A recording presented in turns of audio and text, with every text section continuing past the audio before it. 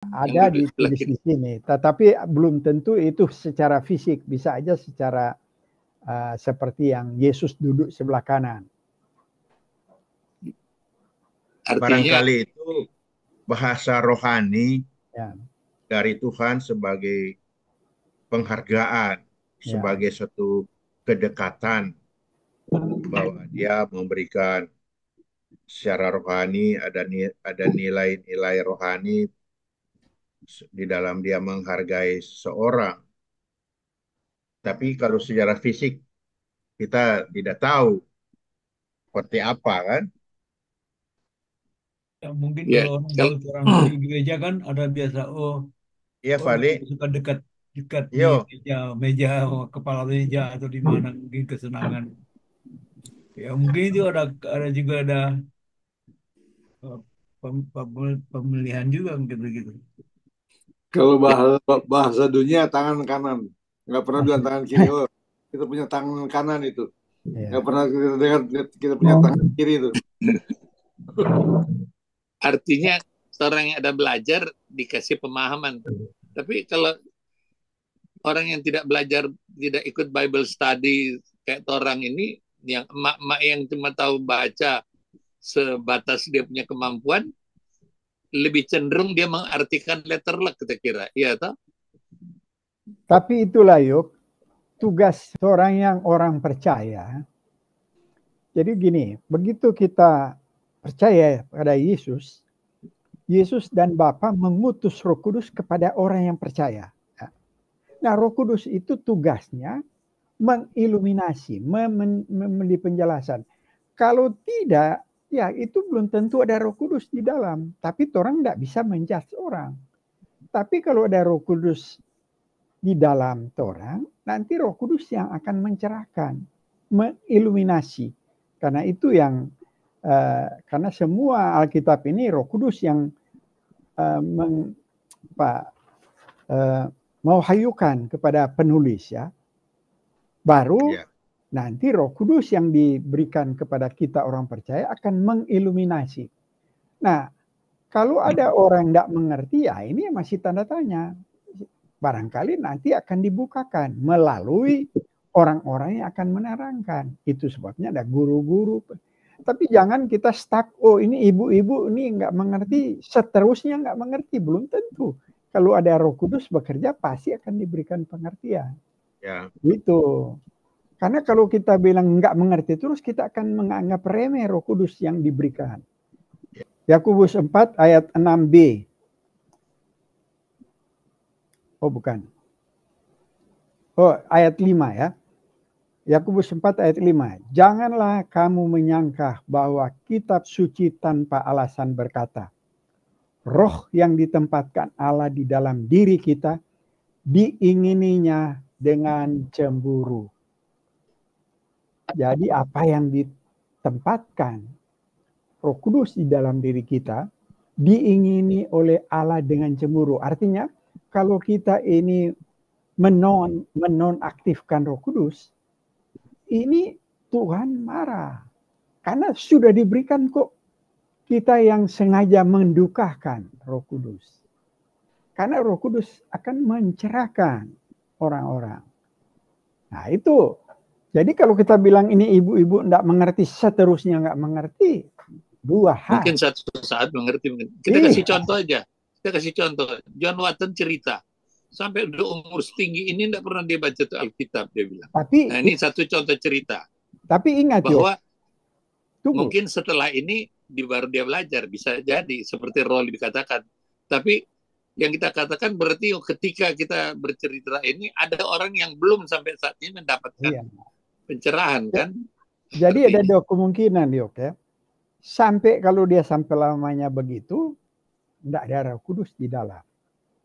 Karena kalau Roh Kudus ada, tidak mungkin tidak berhasil. Nah, John Watton ya misalnya, Ben seberapa kali aja untuk hadir petorang, tidak pernah mau. Oh, dia belum ada waktu. Satu waktu dia bercerita ke Ben, dia drive ke Florida, dia bilang, loh, dia kata berdoa bisa sampai ke Florida. Kok Ben kata cerita, oh ya bagaimana kalau ikut-ikut? Dia langsung mau. Berarti Ben lebih kuat imannya dari Yoke. Betul, setuju kita. Setuju kita. Tapi yang penting di sini, yang Yakobus 4 ayat 5 itu, roh yang ditempatkan Allah di dalam diri kita diingininya dengan cemburu. Jadi ya perlu kita jangan memadamkan roh yang ada di dalam diri kita. Jangan mendukakan. Jadi selalu bergantung kepada Roh Kudus. Banyak hal kita masih buta di dalam Alkitab ini. Banyak hal yang kita masih buta. Bagaimana Tuhan untuk membukakan, mencerahkan hati kita. Itu sebabnya pendeta selalu mau berkhotbah, dia selalu minta Roh Kudus mencerahkan hati baik pembicara maupun pendengar. Supaya pencerahan terjadi. Tetapi tetap aja dari sekian banyak, lain kali hanya beberapa orang yang tercerahkan. Yang lain kenapa tidak? Ini kita tidak bisa menjudge ya, tetapi ya satu waktu cerahkan. Jangan memancing kita jadi sombong ya. Tapi Ben termasuk hebat dong. Ben, kita mau tanya. Ada aja Yoce mau bertanya. Ya. Dari dua cerita ini kita lihat yang satu mengenal hanya melalui pendengaran, yang dua itu mengenal Tuhan, mereka sehari-hari ada bersama dengan Tuhan. Nah, apakah ini ada hubungannya dengan pengenalan akan Tuhan? Kedua, apakah ada peran Roh Kudus? Lalu yang satu Bartolomeus itu, apakah di dalamnya ada peran Roh Kudus? Kemudian yang dua yang sudah sehari-hari, walaupun sudah setiap hari dia berada dengan Tuhan, tapi di dalamnya tidak ada Roh Kudus dan dia tidak mengenal Tuhan. Apakah begitu? Ini cerita memang Tuhan kan maha tahu dan maha apa ya. Jadi ini cerita memang dia ada. Karena murid-murid ini kan diproses. Untuk pembinaan itu diproses. Ya. Dan Roh Kudus itu diutus kepada manusia itu sesudah Yesus naik ke surga. Dan diutuslah Roh Kudus oleh Bapa dan Yesus kepada orang-orang yang percaya kepada Yesus. Nah, pada waktu masih zaman Yesus, Yesuslah yang melakukan semuanya itu. Nah, murid-muridnya ini sengaja diproses di dalam pembinaan, dan cerita ini sengaja ada dengan Bartimius untuk melatih mereka supaya mereka sadar yang mereka ini masih buta rohani. Begitu juga Petrus. Karena setelah ini Yesus mati naik ke surga, sebelum naik ke surga, mati dan dibangkitkan, menampakkan diri kepada murid-murid yang murid-murid pikir setan, ini pun mereka belum mengerti siapa itu Yesus. Nanti Yesus yang membukakan, bukan Roh Kudus ya. Yesus yang membukakan. Saya baca ya, Lukas 24. Lukas 24 ya, itu Lukas 24 terakhir ya. Yesus menampakkan diri kepada semua murid. Ini sudah kebangkitan ya. 44, kita baca langsung 44 ya. Ia berkata kepada mereka, baru tulisan merah, inilah perkataanku yang telah aku katakan kepadamu ketika aku masih bersama-sama dengan kamu. Yakni bahwa harus digenapi semua yang ada tertulis tentang aku dalam kitab Taurat Musa, 5 kitab itu, Keluaran sampai dengan Kejadian sampai Keluaran, kitab para nabi, semua nabi besar, nabi kecil, dan kitab Mazmur. Jadi ini menyangkut semua perjanjian lama yang menuju kepada Tuhan Yesus. Itu yang telah Yesus ajarkan kepada murid-muridnya. Kemudian 45. Lalu ia membuka pikiran mereka. Jadi bukan Roh Kudus. Yesus pribadi kedua. Yang membuka pikiran mereka sehingga mereka mengerti kitab suci. Nah, selama 3,5 tahun belum mengerti penuh. Nanti setelah sudah naik ke surga, Yesus baru terangkan. Semua kitab Perjanjian Lama menuju ke saya.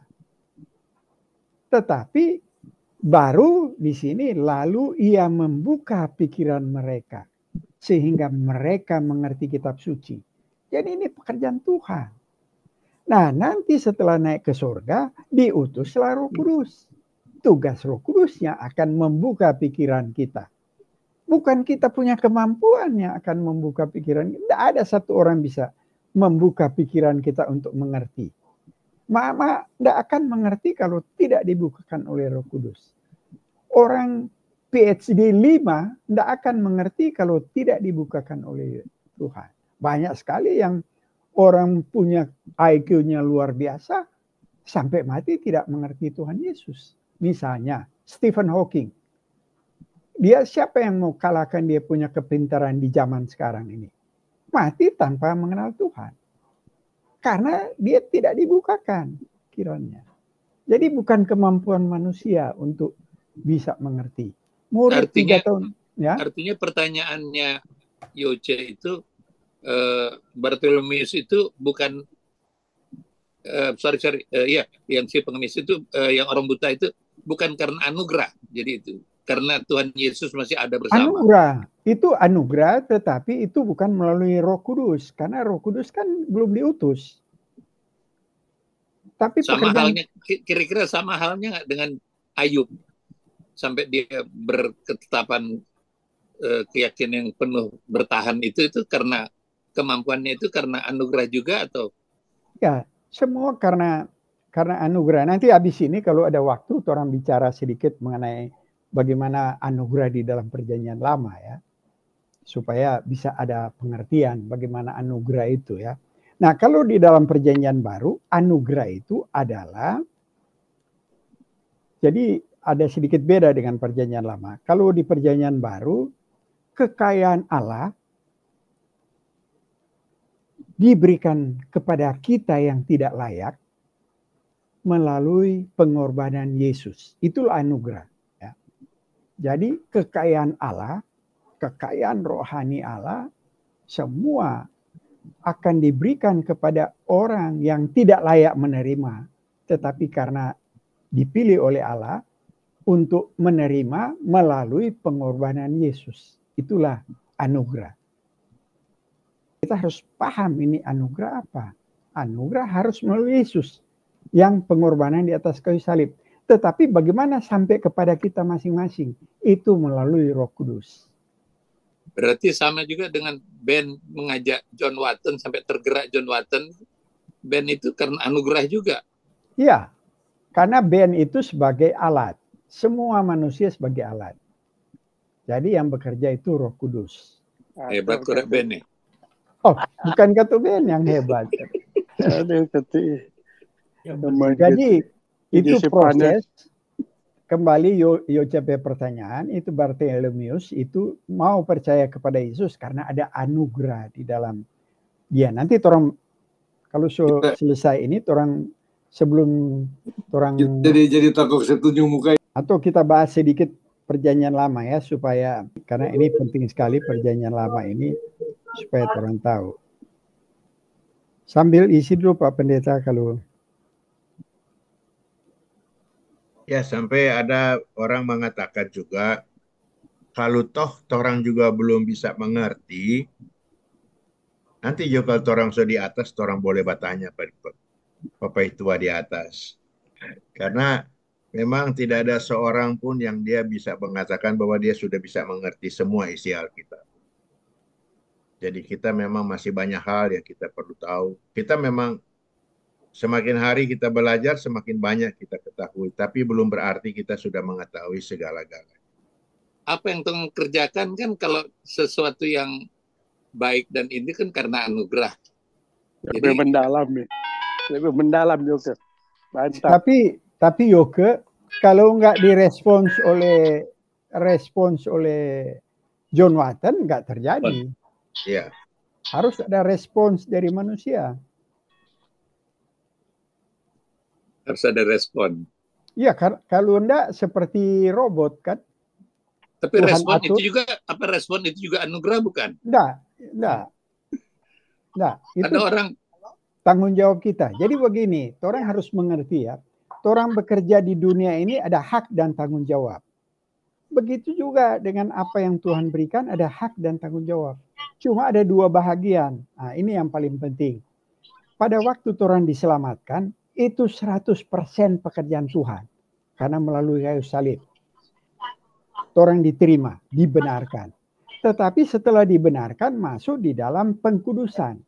Untuk menjadi sama seperti Yesus. Seperti ya, bukan sama persis. Seperti. Nah, dalam pengkudusan ini terjadi dua pihak. Yaitu Allah yang mendahului, kita yang merespons. Karena tidak ada respons itu sama sekali kita belum dilahirbarukan. Ya, kalau nah, orang itu respons harus. Itu tanggung jawab kita. Jadi anugerah itu tidak menghilangkan tanggung jawab manusia. Yeah. Oleh karena itu si Yudas tanggung jawab dia dituntut. Tanggung jawab. Yang menyerahkan Yesus. Ini sekedar cerita aja. Di Filipina itu ada gereja Yudas. Apa itu karena mereka menganggap Yudas perbuatan Yudas itu karena anugerah juga bukan? Kalau karena ada yang beranggapan kalau Yudas tidak melakukan itu tidak terjadi. Penyaliban itu tidak terjadi kalau Yudas tidak melakukan. Itu manusia yang berdosa pe anggapan ya. Lukas 22 ayat 22 kita baca supaya yuk jelas ini. Sebab anak manusia memang akan pergi seperti yang telah ditetapkan. Anak manusia ini ditetapkan untuk mati di atas kayu salib. Untuk menembus manusia. Akan tetapi celakalah orang yang olehnya diserahkan. Siapa yang menyerahkan? Yudas. Akan tetapi celakalah orang yang olehnya ia diserahkan. Ini huruf merah Yesus perkataan. Jadi sebelum Yudas melakukannya ini sudah dinyatakan. Yang akan menyerahkan itu tanggung jawab. Kerohanian ini memang ya perlu dibukakan oleh Roh Kudus. Yeskel 36 ya. Ayat 16-17. Kemudian datanglah firman Tuhan kepadaku. Kepada Yeskel. Hai anak manusia, waktu kaum Israel tinggal di tanah mereka. Mereka menajiskan dengan tingkah laku mereka.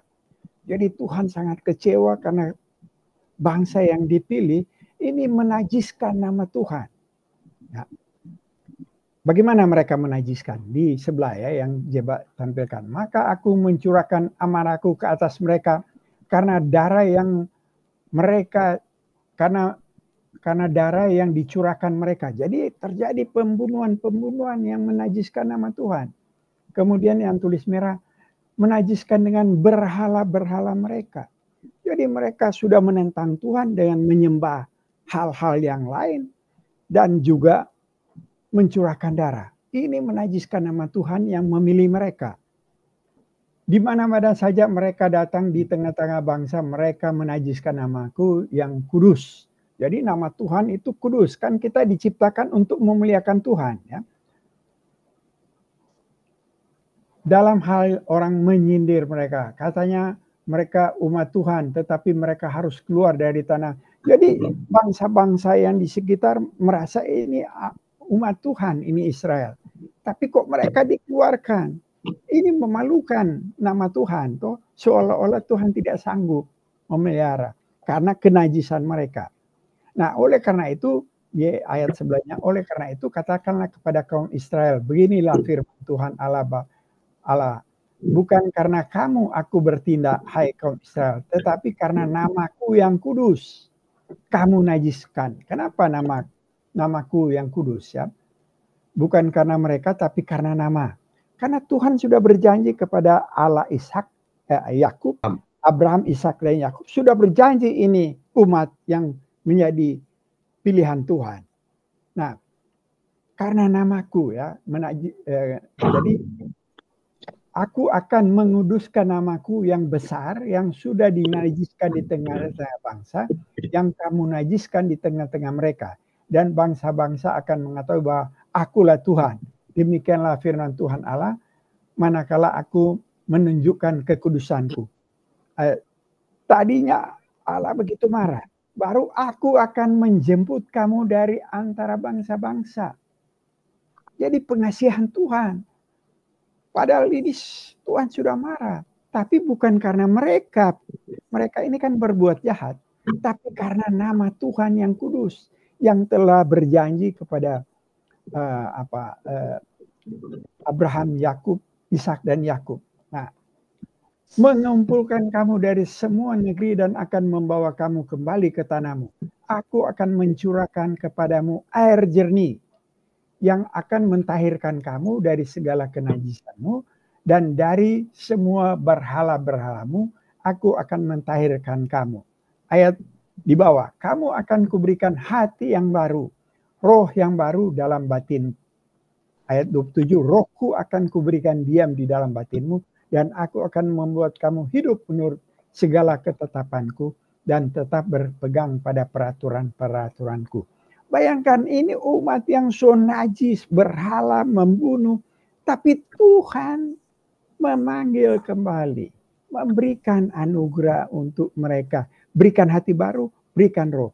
Dan ini akan terlaksana pada hari Pentakosta.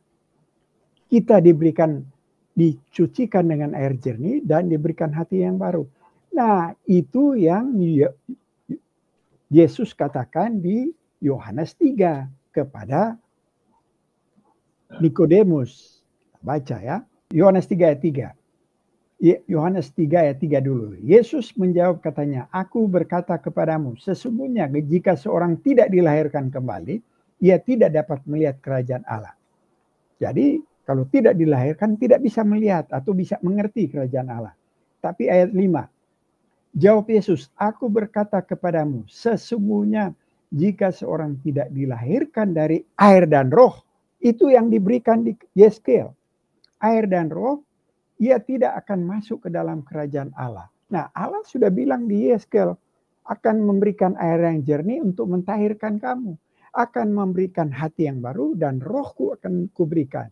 Supaya kamu akan menuruti perintahku. Itu terjadi pada waktu hari Pentakosta, Roh Kudus turun, hati yang baru diberikan kita, karena kan kita mati karena dosa. Dilahirkan kembali, kita diberikan hati sehingga kita hidup untuk percaya kepada Yesus. Karena itu roh Tuhan diberikan di dalam hati kita.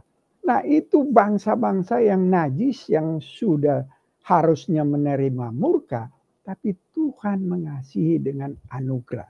Dan itu ternyata sampai kepada kita yang dibicarakan di Yohanes ini. Sampai Tuhan bilang begini, engkau adalah pengajar Israel. Dia bilang sama Yakobus. Dan engkau tidak mengertikah hal-hal itu? Ini sudah dinyatakan Yeskel. Kamu pengajar Israel yang dari Sanhedrin itu, dari semua pilihan ada 50 atau 52 orang yang terpilih dari ahli-ahli agama. Salah satunya ini Nikodemus.